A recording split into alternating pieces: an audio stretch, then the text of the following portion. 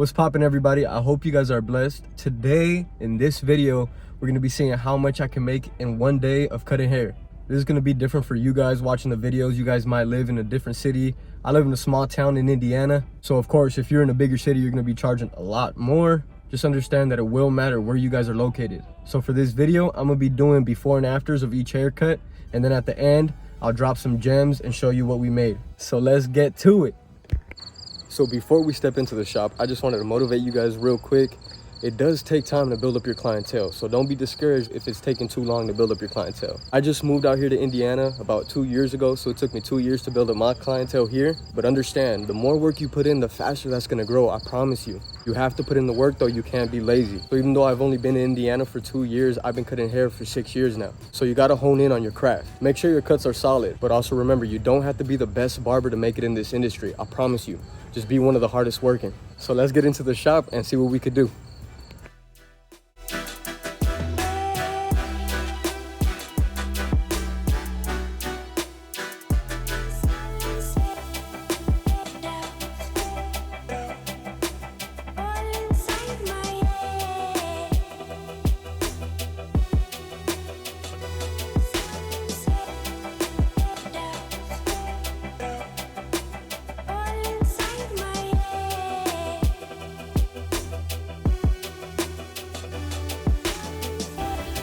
We are on a little break.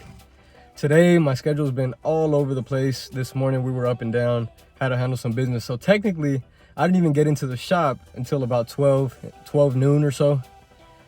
Dang, but yeah, my schedule's all over the place. I got me a little break right now, and then I got another one coming up here soon. But I just wanted to say, man, right now is usually the time I go and get lunch, but I make my own lunch at home. So meal prepping will also save you guys some money, man, for real. A lot of times, a lot of barbers will grab the money that they make in the shop and they go in to grab something to eat with it, and they don't track their money and they don't take it to go and get a bank statement from the bank. So if you're one of them barbers that waste their money that they get from the barbershop, they get some cash in the barbershop, and you waste your money at lunch, you go out to eat or whatever it may be, and you don't save it by the end of the week, you need to be making weekly deposits into your bank if you ever want to buy a car or a house, especially a home.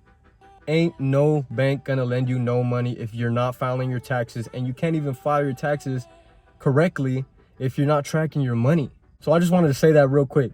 You need to make sure that cash that you are getting from the shop is going straight into a savings little box that you got at the crib or something, because at the end of the week, you need to take all that money and you need to take it to a bank and deposit it. Get you a bank statement. That way you have proof of income to a bank when you want to buy a home, when you want to buy a car, or you want to get a big loan in general. I can almost promise you there's not going to be a bank that's going to lend you money if you don't have bank statements.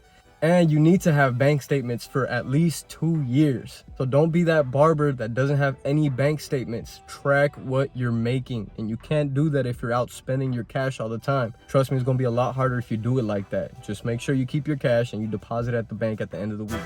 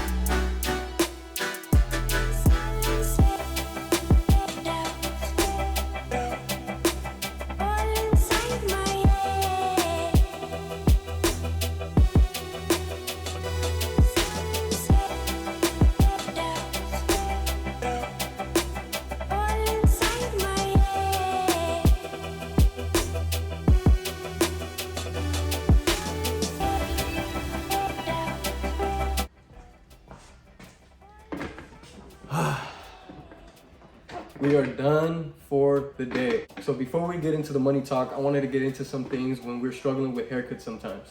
I'm not gonna lie to you guys, there were some haircuts today that I found difficult. Even though I've been cutting hair for a little over 6 years, I still struggle sometimes. And today was one of those days. And again, it is our job to make sure that that haircut comes out crispy every single time. Don't stress yourself out over a cut that you don't think came out 100%. Even the best of the best mess up sometimes. Even the best of the best aren't perfect. So don't stress yourself on it. Quit playing with yourself, man. Just stay locked in, focus on the next day, focus on your appointments the next day and how you can do better to improve your next haircuts.